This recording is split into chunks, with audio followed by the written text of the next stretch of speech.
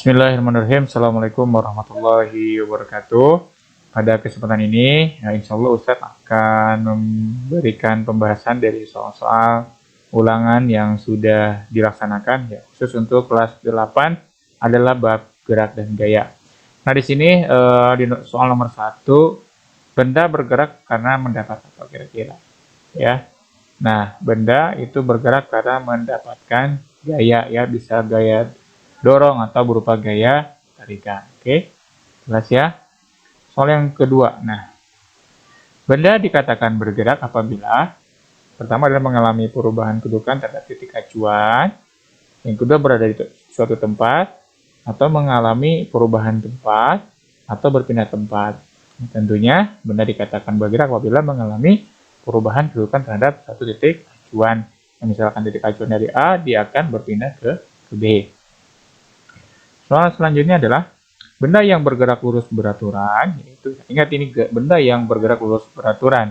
Nah, perlu diingat benda yang bergerak lurus beraturan itu tandanya adalah memiliki kecepatan yang sama, ya, sehingga kecepatan F1 itu sama dengan kecepatan F2. Nah, kalau yang ini kan, nah ini ya jelas kecepatannya tetap atau konstan. Yang keempat, nah, sebuah benda dengan massa 20 kg melaju dengan percepatan 5 meter per sekon kuadrat.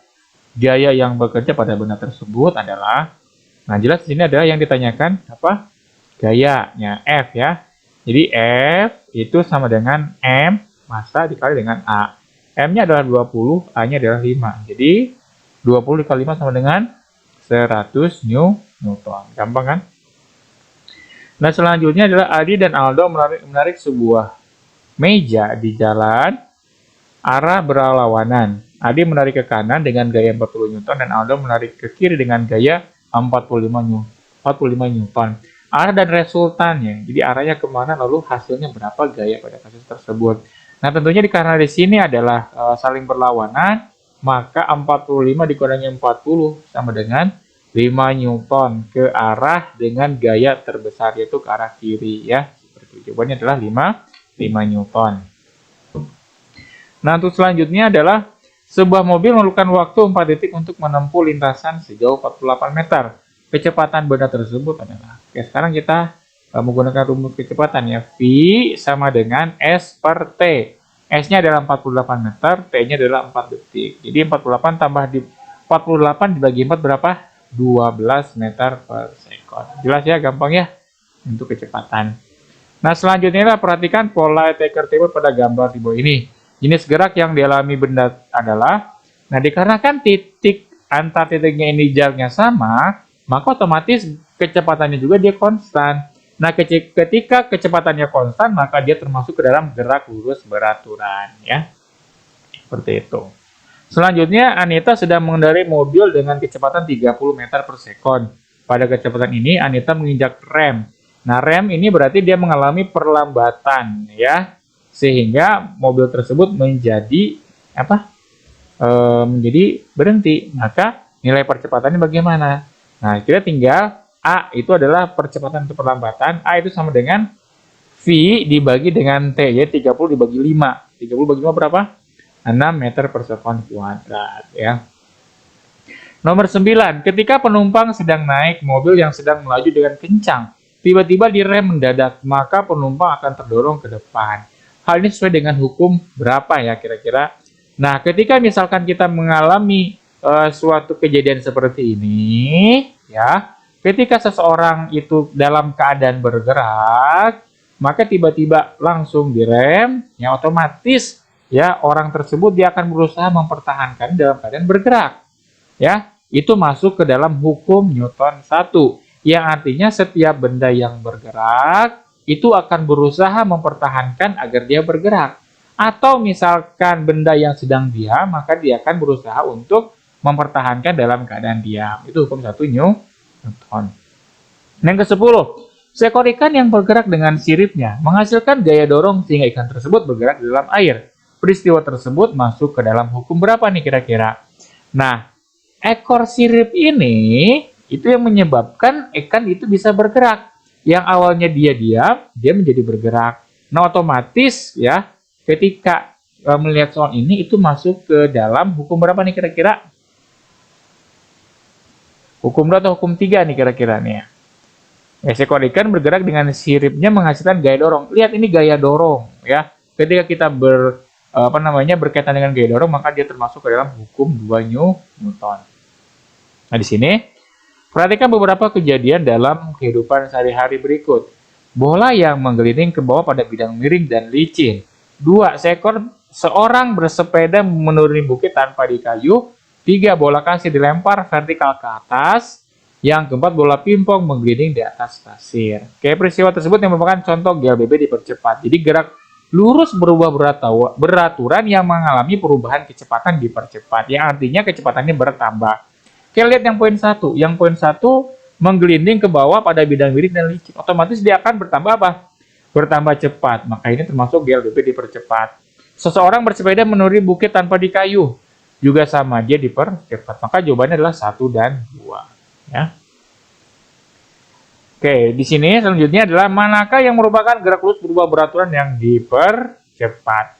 Nah, bagaimana tanda dari GLBB yang dipercepat? GLBB yang dipercepat itu ditandai dengan bertambah besarnya setiap antar titik-titiknya. Ya, seperti itu. Oke, misalkan kita titik awalnya di sini. Ya, titik awalnya di sini, titik kedua, titik ketiga, titik keempat. Ini makin lama makin jauh antar titik ini. Berarti jawabannya adalah C, ya. Seperti itu. Perhatikan kegiatan berikut, ya. 1. Benda di lantai licin bergerak lebih cepat. 2. Saat direm mendadak tubuh penumpang terdorong ke belakang. 3. Baling-baling kapal laut mendorong air laut ke belakang, maka kapal bergerak ke depan. 3. Ketika peluru melesat keluar, senapan terdorong ke belakang ya. Kegiatan yang sesuai dengan hukum 3. Nah, hukum 3 itu adalah tentang aksi reaksi. Aksinya dia ke belakang, majunya ke depan. Ya, itu misalkan kalau misalkan mendayung sebuah sampan ya atau perahu, ketika mendayungnya ke belakang, maka dia majunya ke depan. Itu adalah aksi reaksi.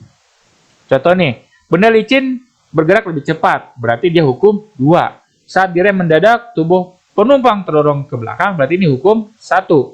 Baling-baling kapal, ini hukum 3. Ketika peluru melesat keluar, senapan terdorong ke belakang, berarti ini hukum 3. Berarti jawabannya adalah 3 dan 4. Ya, seperti itu. Nah, gaya aksi reaksi adalah contoh penerapan hukum Newton jelas ketiga. Ya, gampang kan? Oke. Nah, ini soal berikutnya ya. Jika anak berbaju biru menarik tali dengan jumlah gaya sebesar 20 Newton dan anak berbaju merah menarik dengan gaya 10 Newton, apa yang terjadi? Maka yang menang adalah yang gayanya paling besar, yaitu adalah yang berbaju biru. Itu anak berbaju biru akan menang. Nah, berikut ini merupakan satuan kecepatan dalam satuan internasional, yaitu apa? Kecepatan perubahan jarak terhadap waktu adalah meter per sekon. Ya. Proses perubahan posisi disebut dengan perubahan posisi. Gerak. Ya. Dengan gerak. Oke, jelas ya. Nah, manakah tikar timur yang menunjukkan GLBB dipercepat? Seperti tadi udah jelas ya. Itu jawabannya adalah yang C ya. Semakin titik-titiknya makin jauh, berarti semakin cepat benda itu tersebut mengalami pergerakan. Manakah gambar yang menunjukkan GLB? Kalau GLB berarti setiap titik-titiknya sama. Ini jawabannya adalah D ya. Di antara peristiwa berikut yang merupakan contoh penerapan hukum 3. Ingat tadi adalah aksi reaksi. Jadi, nah, gerobak yang ditarik dengan gaya tertentu hukum 2. Sebuah mobil yang melaju cepat dan mendadak berhenti hukum 1. Sebuah roket yang diam saat tidak ada gaya luar yang mempengaruhinya berarti dia hukum 1 karena dia sedang diam, tidak ada gayanya. Ketika kita menendang tembok ke kita akan terasa sakit, dia hukum berapa? Hukum 3 ya, seperti itu. Ini hukum 2. Oke. Itu mungkin pembahasan untuk soal ulangan kemarin. Kalian boleh melihat-lihat lagi dan membahasnya lagi sambil melihat literasi-literasi yang lain sehingga kalian menambah pengetahuan. Itu saja pembahasan dari Ustaz. Terima kasih. Assalamualaikum warahmatullahi wabarakatuh.